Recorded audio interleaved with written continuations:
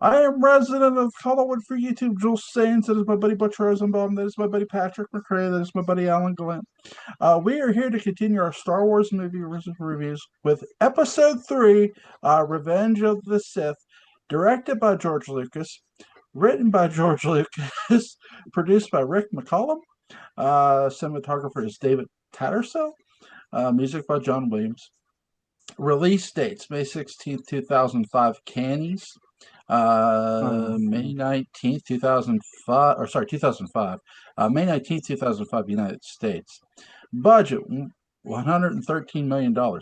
Box office $905.6 million. So, guys, when did you first see Revenge of the Sith, Butch? Well, you know, sorry. Sorry, I just had to throw that in. You know Opening what? night, Count Joel. Dooku has Peyronie syndrome. Yeah, It's got that natural curve. that's right. Uh, So when he I says saw it it opening begins. night. I remember because I saw it at the Old Farragut Theater, which means nothing to Oh, any I of you except for love that Patrick. theater. It Oh, I was love great. that theater. And as I walked out, I forget one of the local TV stations was there. And they were walking up, they were walking towards me because they were asking fans what they thought. Yeah. And I someone intervened, some higher power, and they didn't get to talk to me because my answer would have been, I waited 28 years for this. But yeah, opening night, Joel, I think it was like about the 7 o'clock show. It was the o- it was the only one that I was honestly really interested in because my favorite character is Darth Vader, not Yeah, not something relevant Anakin. happened. And Sir Christopher Lee was in it, and I was like, okay, I'm gonna go see it. And then it was just like, but we'll get into that. We'll get into that, yeah. Alan, did you first see this? Again, I saw this when it went to, cable service. So a couple of years later. Yeah. Patrick, when did you first see this? Well, Butch, you and I got into many memorable and completely senseless fights in the parking lot of that Farragut Theater. I finally remember. I saw that on opening day, which wasn't really opening day. Opening day was the night before. And I think they even started, it wasn't even a midnight thing. I think they started like at 7 or something. But the official opening day. And I saw it with a good man. He's a good man, but he's such a company man that even though he saw it the night before, he actually cried when Anakin Vaderized and all that stuff. And it's like, hell, So did Anakin. you're going to pull a muscle if you try to enjoy this movie anymore. Mhm. It's not landing. It's not going to take. But I like that he had that sort of connection to at least force tears out of himself for theatrical sake. And he had the blaster and the lightsaber and all that stuff. And yeah. But he's a good man. So that's when we saw it. Yeah. I saw this. I saw this movie not in theaters. I waited till it hit TV, uh, different times. I loved all three of these movies, so I have nothing to really complain about for this movie. So I'll go last. Bush, what did you think of the plot of this movie, and what did you think of the movie? There was an old Marvel series called What If, and that's almost my description of this film. I watched a large portion of it again this afternoon after this came up, and I was like, okay, give it another shot, And there's some stunning visuals. There's I can't really say there's any interesting. There's no plot twists really, and honestly I think I wish they could have had some kind of plot twist in there. It That's You the gotta have problem with one. prequel. Yeah. Well, I've always thought Obi-Wan is a clone of Ben. Kill Ben, Obi-Wan's the clone. there's That's your good. That's a good. twist. Yeah. But there's some. It's not a complete, what show, but the problem is, and Jill and I were talking about Al Davis before we started recording this, and if Oh, you don't know it, Davis. he No, was man. he was the former owner of the Oakland Um, slash Los Angeles slash Las Vegas Raiders. I was thinking of Al Jaffe. Yeah. Ah, I really was. Okay, Al Davis, there yes. there was a time Al Davis knew what he was doing, and then there became a time where there was no one around to tell Al Davis no, and he needed to be told no. And George Lucas needed to be told no. He needed somebody there to go, Count Dooku? Really? I get it. You want to go something with Count Dracula, but you want something that sounds like doo doo? Because that's what everybody's going to Well, call him. yeah, I mean, right there, right there. Oh. Yeah, I don't know. Somebody's saying no, but a Lawrence Kasdan to go, Somebody or strong we enough or we or we could do this, and it's such a good idea. George would go, oh, that's great. there's there is a basis here for a good idea because after these three came out, I'm like, I started this little mental exercise. How could I rewrite the prequels? One, to match what we heard in the original trilogy, and two, to make it more interesting. And honestly, what was episode two would be my first film. Then we'd have the Clone Wars. Yeah. Then we'd have this because there's so much that we all know needs to happen, and it's just like boom, ba-doom, ba-doom, ba-doom, ba-doom, ba-doom, ba-doom, ba-doom. And I'm not saying you need to have a break every 5 minutes, but I will tell you this, Joel, and I'm not going to name any names, but someone and I had a conversation before this came out, and he said, "Imagine this: you're going down the road, and you come across the diner you went to when you were a kid. When you were a kid, you loved this diner, and you've not been there in a while. And so you pull in, you order the same thing you ordered as a kid, and it tastes like feces." And Hmm. you're like, "Oh my God, this is horrible." And you look around and everybody's just chewing it. "Oh God, this is so good." And you're like, "What?" So, you leave. A couple years later, you come back around. You're at that diner again. And you think, well, it's an off day.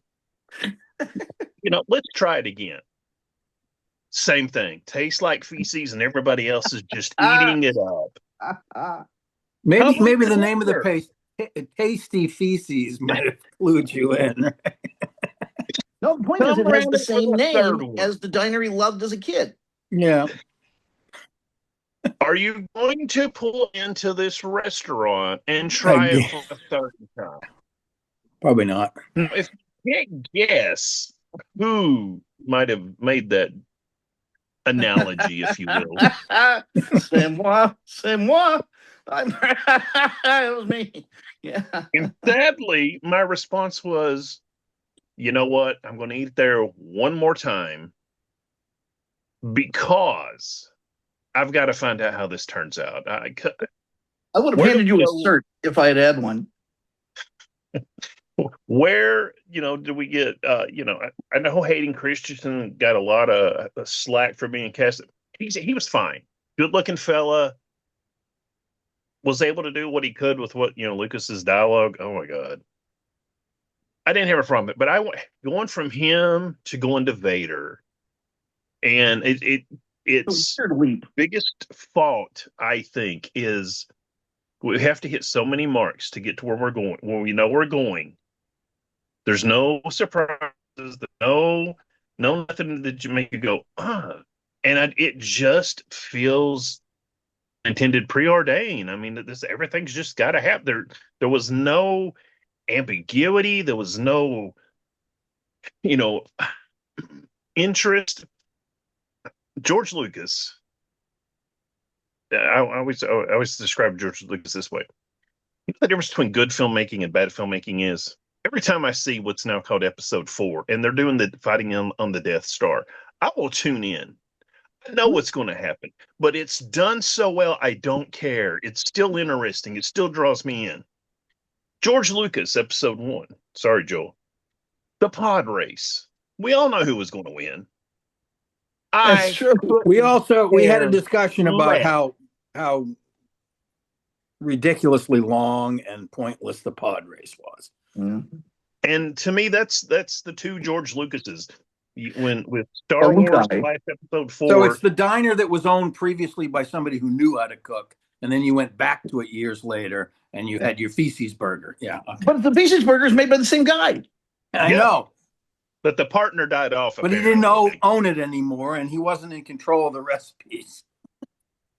No, no, that's the prequel. That's the sequels. Yeah. Because he truly didn't own it anymore. I mean, it takes a Kathleen Kennedy to come along to make George Lucas suddenly on the cover of Look Cahiers like de a genius. Cinema. You know? No, Alan, what did you think of the movie?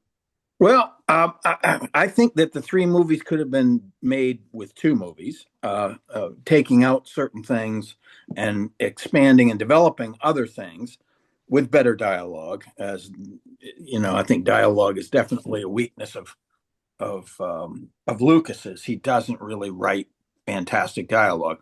He's really good with concept. You know, ooh, we're going to do this and we're going to do that. That's fine. He's great with that. I have no problem with that. And apparently, I mean, the first novel he wrote wasn't too bad because it ended up getting sold for a film. So maybe he writes okay for like a book. But for this, yeah, more development of certain areas and less fascination with other areas. And do it in 2 films. But of course, they had to do it in 3. We all want to match the first 3 and all that sort of thing. But that's not good concept. That's just that's marketing, basically, and that gets you in trouble sometimes with creatives. And Lucas is a marketer as well as a creative, and I think that happened. I like this film in terms of its acceleration of certain things. Let's get to the meat of the, let's figure this out. But again, having Anakin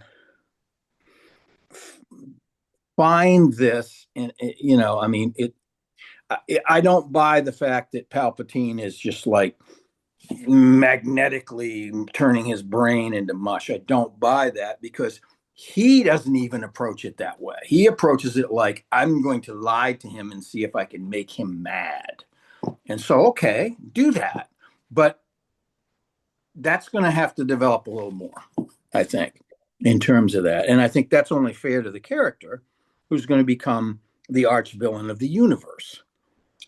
And not just a soap opera character.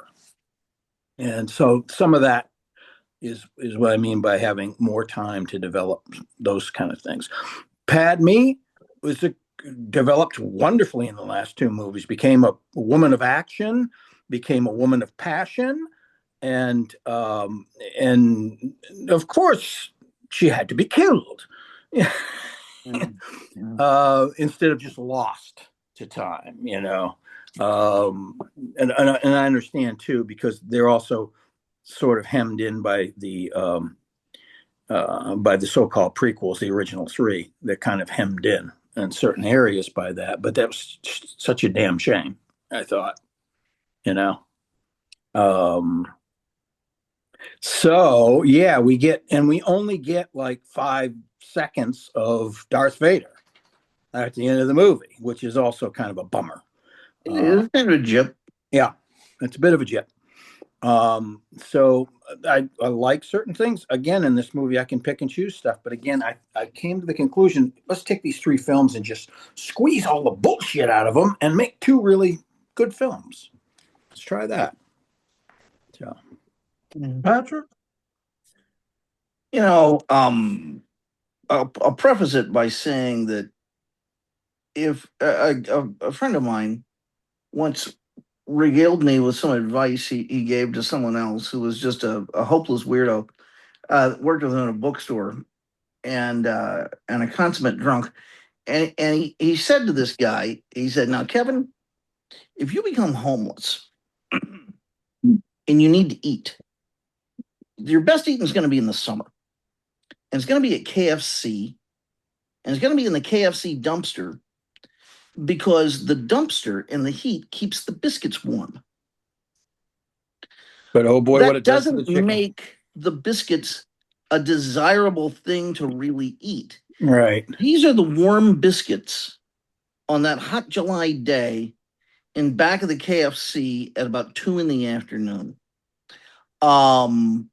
Yes, if one is houseless and struggling, and you perfectly good place, but that doesn't necessarily make them good objectively. No. And I started watching it today, and I was actually thinking, this is the most watchable of these three movies. I really think it is. It has the least amount of downtime about stuff I don't care about. I'm interested in seeing what Obi-Wan and Anakin do, and sneaking around and all of that. A lot of it just is senseless. I mean, the General Grievous thing, I think you pretty much cut out of the movie, and I wouldn't notice. Except somebody get him an inhaler and cover up his lungs. He's got power armor with all his vital organs exposed. Yes. Who does that? So, and someone needs to really talk to the publishers of the baby book on Coruscant, and talk about the names, the baby name book, because these parents should know if you name a kid Grievous or something like that, they're going to turn out really bad's going to happen. Yeah. And thus that happened here. Okay, so that's sort of my wind up. It's not a great movie. I don't remember exactly what the logic holes were, but I read the comic.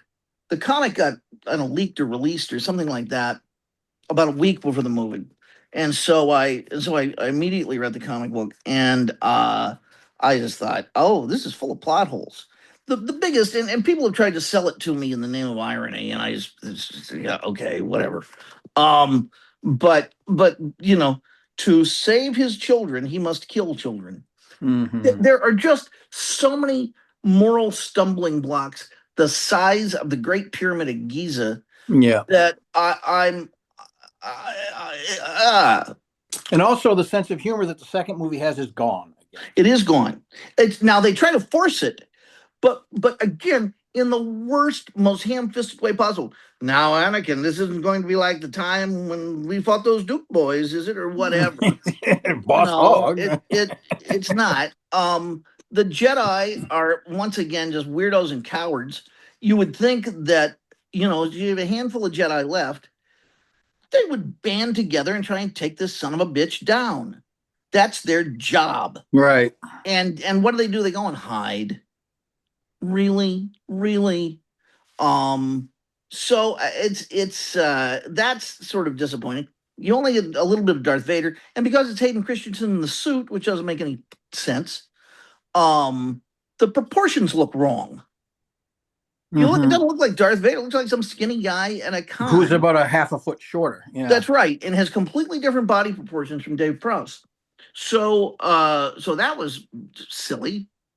And that there is absolutely nothing that Palpatine does in the big scene with Samuel Jackson to convince anyone but the most mentally stunted dolt to pick his side. Yes, I know. He is cruelly shooting this man with lightning, which has, whether you want him to stand trial or not, he's committing assault on your friend, and that should at least have some weight to it, more than it does in the movie. This is part of the sort of truncated transformation problem. Yes, it is, and that there's so many better, more interesting ways to get him over to the dark side, and they chose none of them. So I again was just kind of bereft of a lot of investment. It had the fewest reasons for me to get up and leave the theater. It also, at this point they perfect the CGI We're backgrounds, out of the uncanny valley. landscapes. They're all really pretty. Yes, they are. But they're not showing off like in the first one, where it just looks like a travel magazine. Right. So for those reasons, I was not a fan of the film. I don't find myself really ranting and raving as angrily. There's something about Phantom Menace that just makes me so mad. It really does. So it has the least amount of that. I believe, in my personal opinion, Hayden Christensen gets worse. He's okay in the second film, but Yeah, in well, this he one, gets to play. We talked about the fact he gets to play the hero, and yeah, he is, and he's good at that. Yes. In this one, there are certain line readings that he gives, like when he's hanging around, when he's being bad, when he's gone bad. Yeah. Well, so's his acting. I also think the dialogue is poor as well. It is. I agree with Butch on that. It's just wooden and poor. anesthetized. Other logical issues. The whole thing about his marriage to Padme, and that they all have to be celibate, and this weird. So why that only worked for an organization that produced child molesters. So and I'm not making the haha. I know you're not making the haha. Yeah, You're talking about one of at least a half a dozen cults. Yeah, the Catholic Church. Yes. So that was disturbing. And the complete, we have this unbelievably sophisticated society with no media whatsoever. And to me, that's crucial because journalists would have immediately noticed that the Queen of the Galaxy or whatever is hanging out with his Jedi a lot, and now she's pregnant. You got some explaining to do, Lucy. Yeah, very like, Lucy. We're gonna put two and two together. I'm not saying there should be like a space age Woodward and Bernstein out there, but it really made me question the lack of curiosity and imagination in this future society. And so that just kind of, I could sit here all day and just like reason after reason after reason. But again, you take kids who were born after the last of these movies was long in the grave, and they bloody love them. And the one they love the most is Revenge of the Sith. And some of the older ones have decent reasons. Yeah. So yeah. I mean, and it's theirs. These three movies are a generation removed from me, certainly, and so it becomes more theirs. People that are born after 1975, or 1980, much longer after that. Yeah. And even 85, because you're talking, well, actually, for the latter movies are in 1990, and then you're talking about kids that are still in elementary school. So, I do kind of envy those kids at being able to watch these 6 movies in narrative order as kids, and that's an experience I kind of would like to have. Yeah. I've had, I think we probably had it with other films, Yeah, sure. Yeah. Sure. The things I love most about this movie, I think it does everything you want it to and more, in my opinion. It turns Anakin into Darth Vader very well. Hayden Christensen does a really good job. And for the reason he's turning to the dark side isn't just manipulation on the other side. It's, what do all great villains want? They want more power. Well, that's Anakin. Yes, he wants to save his wife, but think about what he says right before the battle, before Kenobi comes off the ship and he sees him. He tells the woman he loves, I can even overthrow basically overthrow Palpatine. he's talking in terms of a Sith. Of he's you know you can say, well, he's no longer a Jedi. Of course he's not, because he's not. To him, this has all been about power for Yeah, him, for it's like him to Mirror have, Mirror on Star Trek. and he's done that great transition to have. It's not just about, oh, the Emperor manipulated him. No, not really. He chose this path more for himself, because at first, yes, this is about saving Padme, not just saving his kids. What did he lose at a young age? He lost his freedom. His mother was a slave. He was a slave. His mother dies. He can't save her. Then here's this woman he loves who's pregnant, and he keeps dreaming, this woman's gonna die. This woman's gonna die. It's like, I can't do this again. I can't go through this in not in another woman in my life who I love very much is gonna die. No, I gotta find a way to stop this. But to stop this, he sees all the power he's gaining, and once he gains it, he wants more and more and more. He's the perfect villain for this, and to become Darth Vader. And I love Hayden Christensen's walk. I always said I felt Hayden Christensen could play the next Michael Myers. The way he walks. I love him in. Sorry, I forgot her name right now. Uh, Natalie Portman's chemistry. Ewan McGregor as Obi-Wan Kenobi did a great job in this movie. I love Samuel L. Jackson's character. This is, to me, other than Attack of the Clones, I feel this is the most his character gets to do. Attack of the Clones. Objectively, it is. Yeah. Yeah, there's no thing. But it's still not enough for me, anyway. No, he's the most interesting actor in the movie. Yes, and they don't utilize him enough.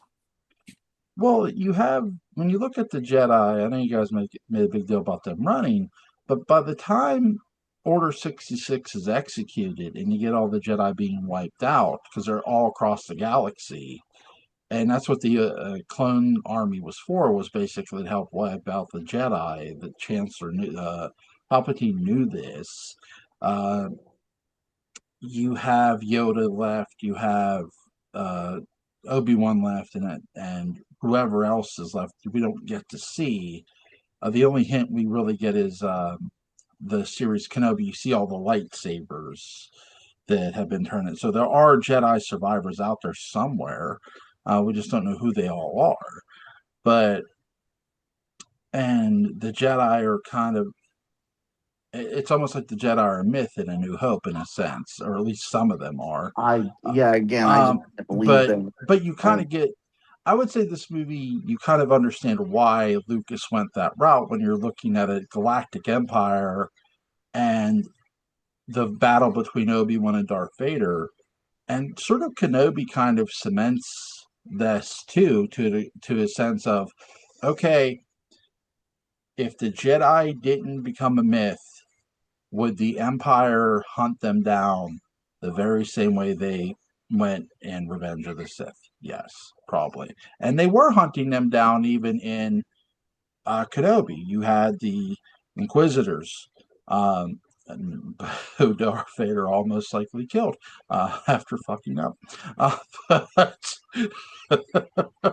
don't remember. I saw that disagree thing and I with don't the remember. arrival at all the points that you're talking about, Jewel. I think that's where much of it has to arrive.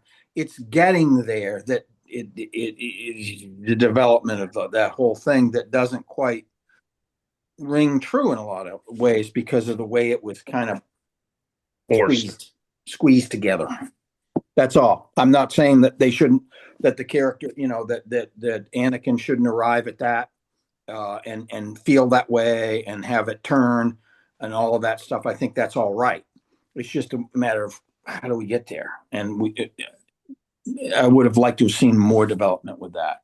How does he fully, after being a heroic sidekick in film 2, how does he fully arrive at considering Obi-Wan his enemy?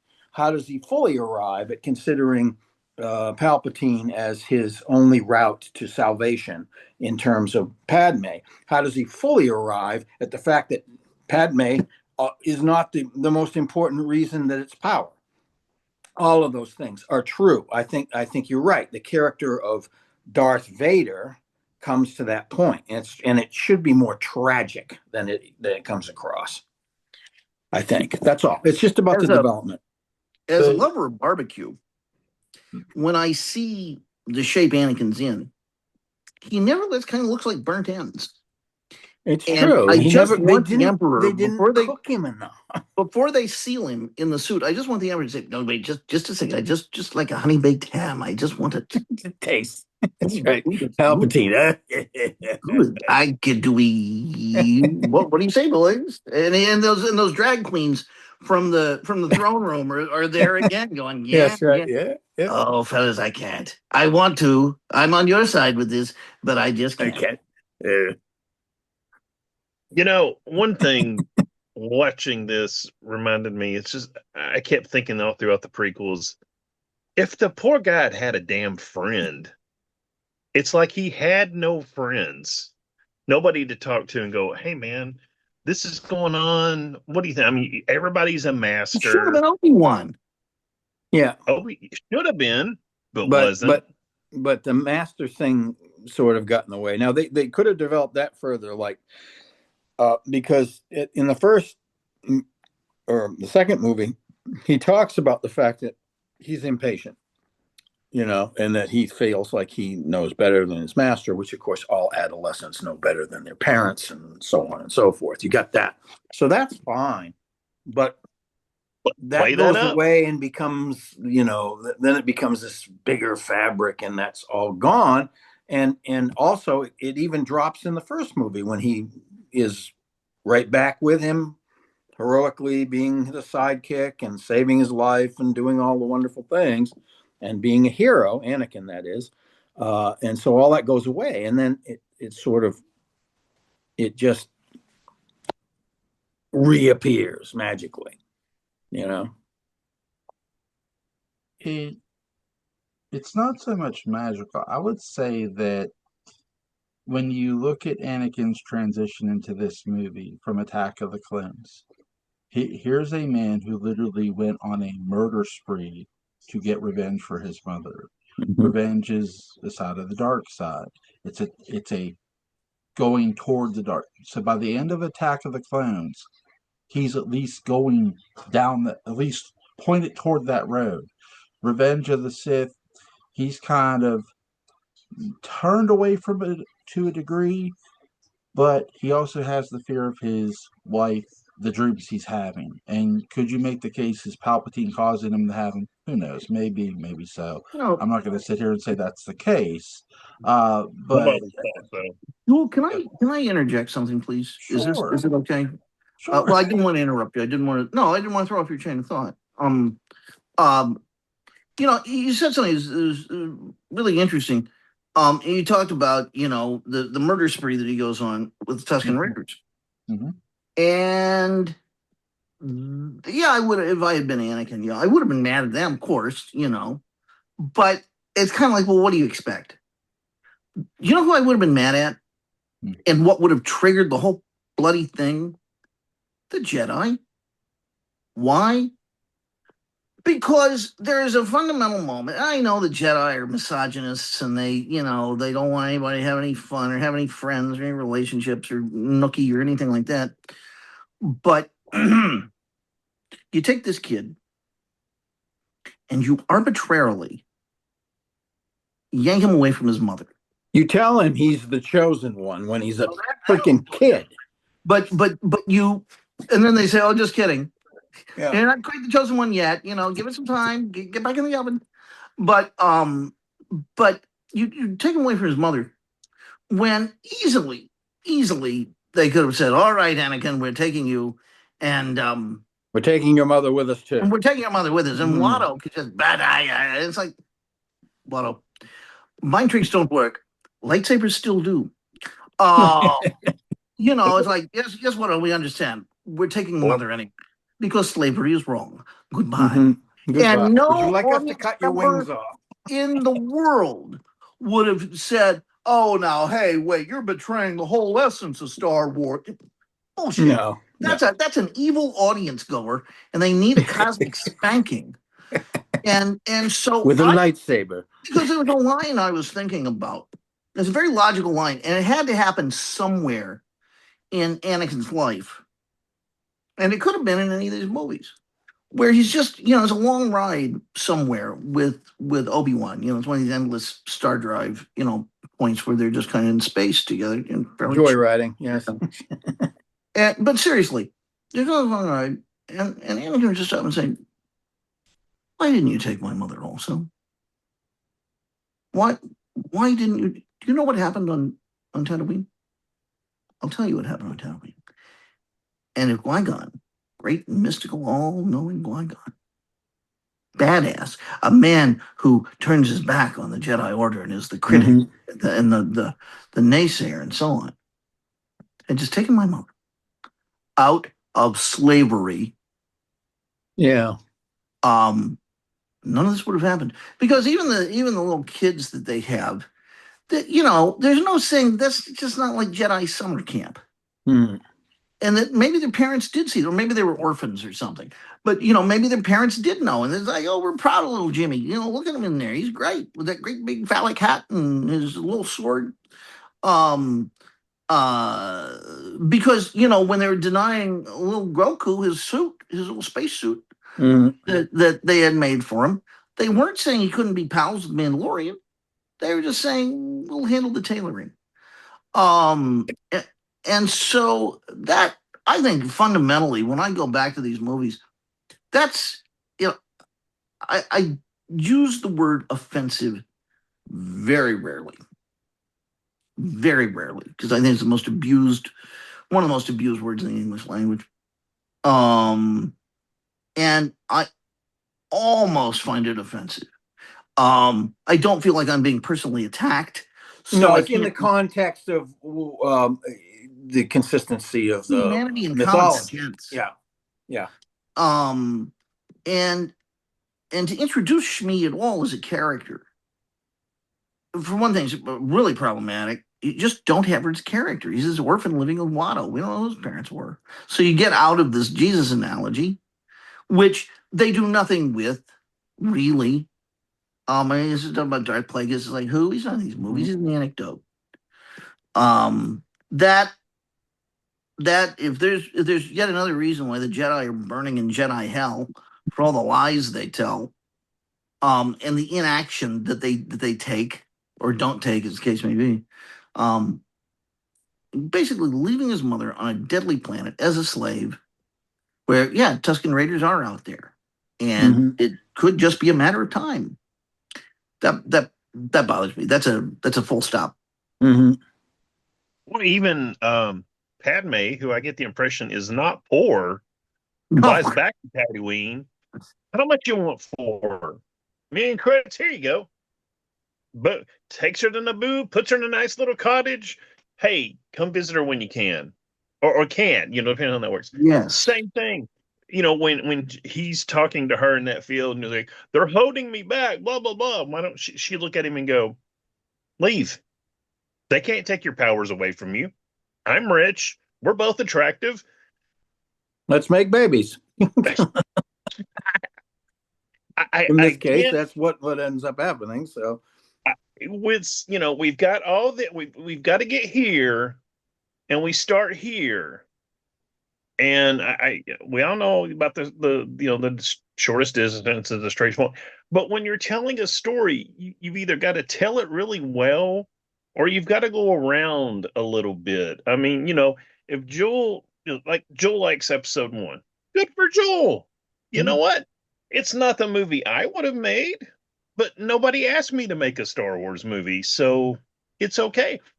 But it's just like everything is so preordained, so you can see it coming a mile away. And I don't want to see. I want to see a little bit of something. If I already know what's happening, why am I paying money to watch it? Because it's about the how. It's about how the endpoints, but how did it happen? It happened exactly. I think we all thought it would. Yeah. Yeah. So how we were really keyed up for ever since that issue of Time magazine came out. You remember the one? And which I read before going to see Excalibur for the first time in the theaters when it opened. Yeah, that's what I was reading on the porch before we hopped in the car and went to see it. And what an exciting issue of Time that really was, because that laid out so much of the mythos and what was to come. And the volcano fight and all of that. Probably if I had a third, Alan, I would have done what you guys had said. I would have done 2 movies, and I would have started with Attack of the Clones, because nobody cares. I think as Brian Posehn said, so you like Angelina Jolie? Yeah, yeah, you like Angelina Jolie? She's real hot, isn't she? Yeah, yeah. Here's a picture of John Voight's testicles. Yeah, really. There she started out. Yeah, it's like That's her origin story. I don't want to see that. And to then have the final movie is really Darth Vader the early days. Tell me that you would have had any audience in the world reject that film and not say at the end of the day, it's a guilty pleasure, but I like that one the best, where he's just being a son of a bitch. He's being Richard III, but who doesn't, who has the horse, Right. Yeah. Well, they literally, when they decide to revive the series yet again, they have endless scenes of Darth Vader wiping out dozens and hundreds of people. But not to the song Wipeout. No. Made it great.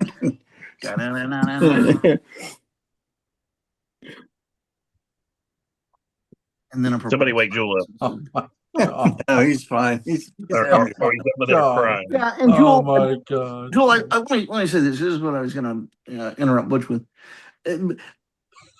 I may not like a certain movie here or there, but I like the fact that you, who's my friend and I love you, you had a good time, because you had 2 good hours that you will never get back to have on something you wouldn't like. You had 2 good hours of that film, and I can't criticize you at all for that. Yeah, I love the lightsaber duel. It's really good between Obi-Wan and Anakin. I think, too, when you get to that whole lightsaber duel, the reason he turns against Padme right there is because his quest for power has overtaken all the fear he had at that moment of losing the woman he loved. Because all he sees is Obi-Wan, who is a Jedi, who he hates. And the reason he hates Obi-Wan so much is because Obi-Wan had something he felt he should have had over Obi-Wan: power. So Anakin's Sith transformation, to me, is really well done. Um, and I would make the case that Anakin did not kill Padme. The Sith Lord did. Palpatine. He killed her. Because honestly, she was fine during whatever. Okay, she's okay. Well, it makes the most sense. He would stand to gain the most by isolating Vader for his own purposes. Sure. Yeah, the 2 people. I've seen this on online recently, that there's a thought that Palpatine was like sucking the life out of Padme, and Anakin died, and he sucked the life out of Padme and put it in Anakin. Interesting. The symbiote. Interesting. The symbiote. That made Dax. Anakin Dax. The symbiote got moved around. An incubus-succubus relationship there. Yeah, something. Now you do what you want. Butch, are you joining us tomorrow for Star Wars as well? What's that? Are you joining us tomorrow for more Star Wars? What are you doing? What film? We're doing The Force Awakens. I've watched that one time. Hey, think about where you'll be. The Force I'll probably pass, to Awakens. be honest with you. Think about where you'll be. It's I know where I'll be. It's convenient. we'll see. We'll go with that. It. Oh God, we can watch it again and hate it together. Eh, It'll be fun. Hey, I usually tip my hat there. the fuss. Joel. Yeah. Oh, You poor Jewel. you say, yeah, poor Joel. You really don't take this wrong. I'm questioning. So if I want to get your input, I want to understand your viewpoint. So don't feel like if I come across like I'm No. insulting you, I apologize. But No. why do you think this duel is so good? I think this duel is so good because to me, it's the last. To me, it is the transition of Anakin, not just becoming Darth Vader to Obi-Wan. This is him fighting Darth Vader because he's still fighting to him. He's still fighting Anakin, I should say. Because he says, Mhm. you were the chosen one. You were supposed to lead us, to destroy us, if not to become one. You're supposed to not lead us into darkness. This to him is the last time he saw Anakin Skywalker. He saw Yeah, it's he sort of wrote like this having rough goodbye sex or something. long before they created the series Obi-Wan, and Obi-Wan wrote Anakin off as dead. Always took this movie that Obi-Wan wrote off Anakin as dead. That to no matter what, Anakin was dead. Yeah, I think. I mean, you can certainly see how that would be. After he just kind of turned his back on him and he sees him crawling around with no legs and only Yeah, one mechanical arm left. yeah, Yeah, I can understand why he would think, well, he's dead, he's done. yeah. The novelization says something along the lines of Obi-Wan could have been merciful and killed him, but he didn't feel like being merciful. I'm like, you just cut off his arm, his legs, and watched him burn on fire, and now you don't want to be merciful? There's a couple of scenes in the prequels where, like, if somebody had an ounce of sense, if Obi-Wan had just went over there and said, "Sorry, Anakin," Guys, right through the guys, head. if my computer The goes Scott out, Evil moment. guys, if my computer goes End out, of series. it's storming here, so you know. Okay, I'm sorry. Go ahead, Butch. No I'm worries. sorry. you're good. That there's the I'll tell you a funny story in short. You remember the scene where Yoda goes to confront Palpatine, and Palpatine does his Hadouken from Street Fighter and throws the lightning, Yeah, and Yoda gets hit and flies against the wall and falls down, knocked out for just a second. I yelled so loud. I was like, "Yes!" Uh-huh. And there was this woman in front of me. She's like, "Oh no!" And she starts crying. I'm like, "Lady, this guy has lied his way through 6 films. And it's a puppet. I don't even Get care over it, about lady. It's a freaking puppet. Or CGI in some cases in these Yeah. movies. So. And I remember one of the guys I went with. I think it might have been James and Jeremy. I can't remember, Patrick. And they There are both looked always at me two. like, "What?" And I'm like, "I can't stand Yoda. Wanted him I love the fact he loses that fight. But what does he think he's going to do? How can I you mean, be all wise and still have a problem with subject and verb? there is. Hey, let me It's share this it's with you because this changed my point of view on that. Yoda speaks the way he does to make you listen to what he's actually saying. And ever since I've read that, I'm like, okay, I hate it a little bit less. Listen to what Gene Shalit said, and he didn't do that. Shalit. Darth Shalit. yeah. That was I see your that point, mustache Butch. was a force ghost that was possessing Shalit's space. By the way, I believe Gene Shalit is still alive, He is. which makes him like 176. He's looking But out for. What? He remembers voting for James Madison. yes, and we Didn't we all? remember too because we still hold it against him. No, that was Andrew Jackson. Oh, yes. Hey, Joel. Yeah. Joel, let me ask you this. Sure. What, if you can make one change Mm-hmm. in this film, and actually, I'm going to ask all three of you this: if you could make one change, one, what would it be? The the change I would have kind of made, and they hint at this at Attack of the Clones, but again, from Attack of the Clones to Revenge of the Sith, Obi-Wan is Padme's oldest friend. I would have had Obi-Wan and Padme's friendship not say there was a relationship between them, like a sexual relationship, but a very close friendship that made Anakin jealous.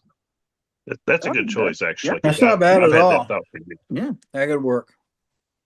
Patrick, what's your one change? Just one. I thought, yeah, no, I like my Shmi idea that it's her death that is what's because that's plenty.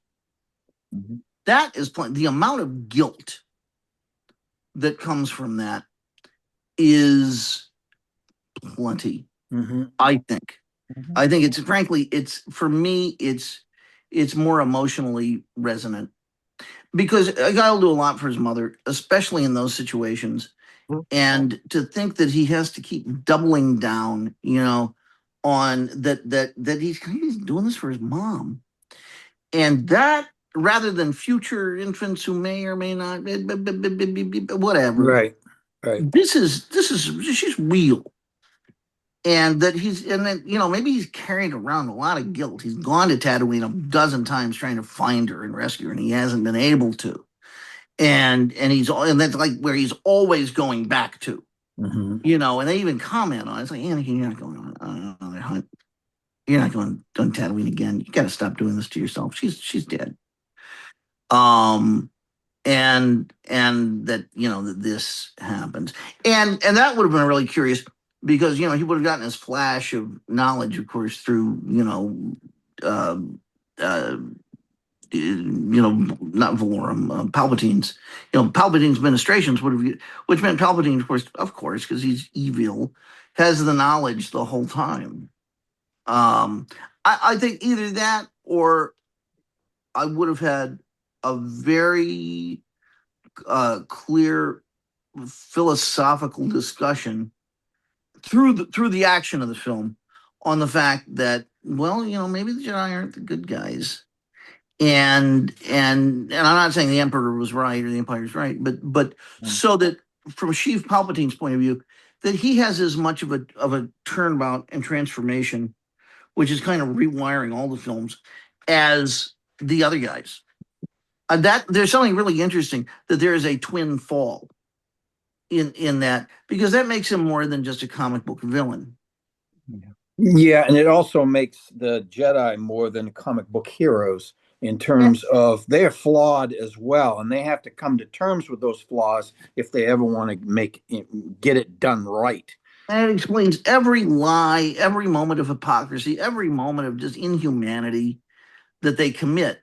It's like suddenly we're given permission to have our doubts rather than have to stuff them down. Right. So one of those two things. Alan? Basically, a reflection of what both of them said in terms of Anakin's thought and feeling process and how that makes more sense. And I think you guys gave the circumstances by which that can make more sense. Yeah. Is there anything anybody wants to add before we give? No, thank you. Yeah. Blue, blue lightsaber or red? Maybe green. Scale 1 to 10. What do you guys give the movie? Let's see. I give this one an 8 in context with the rest of this 3 movie arc for sure. Because the last 2 are the strongest. Yeah. 3 for me. Yeah. Yeah. And this one is the strongest of the 3. Butch? I agree that Revenge of the Sith is the best of the prequels.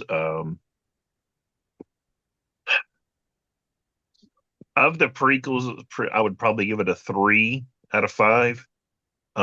So 6 out of 10. 6 out of 10. Um, overall, yeah, I'd probably keep it around a 6. Episode 4 is a 9.5. Episode 10, 5, Empire Strikes Back. I can't stand that episode stuff. Empire Strikes Back is a 10. I think everybody agree with that. This is not as good as Jedi, but also Jedi is not as good as Star Wars and Empire. So I'm with Patrick. You know what Patrick said earlier. There was nothing here that made me want to walk out of the theater, but I watched this today for the second time in however many years since it came out, and I wanted to like this. I really did. That little 3-second, cameo of Grand Moff Tarkin and the 5 minutes of Vader, and it's like, no, I don't know. I remove Grievous. There's just, I have so many minor problems with it. It's not bad. I mean, George Lucas has made worse films. Episode 1, but Yeah.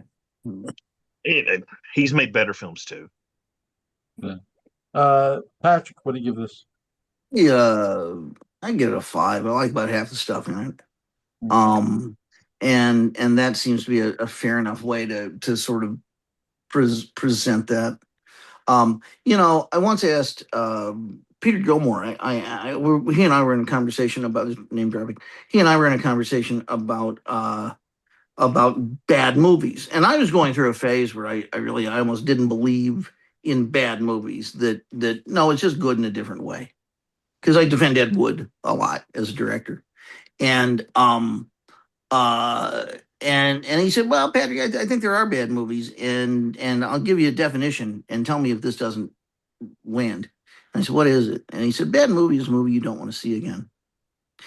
And the fact, Butch, that you didn't have really any impetus to see this movie again says something, because we just did all the Bond films, and they're not all gold press platinum, but yet we just love them. And you go back and you watch them again, even if it's not that good. I mean, Return of the Jedi is not a great movie for me. I mean, it's okay, but it's good enough to watch again. But you Return of the Jedi is on. I'm going to watch it. Yeah, and so I watch it on my own. And I wish I could say that for any of the prequels, and I just can't.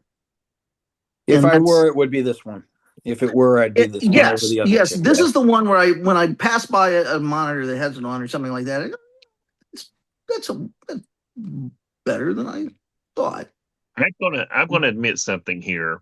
The last of the sequel trilogy, I don't even remember what it was called. Rise of Skywalker. I've never finished it. But I'll tell you something crazy. I really like that movie. Really? Yes, I dare say I almost love it. It is the movie. And we'll get into this when we talk about the film. It is the movie that gave the 6-year-old me who saw Star Wars. It spoke directly to him, and it gave me what I wanted from a Star Wars movie and never got from 1977 until the 2019 when that came out. It doesn't make it. It's not a good movie. It doesn't make a damn bit of sense.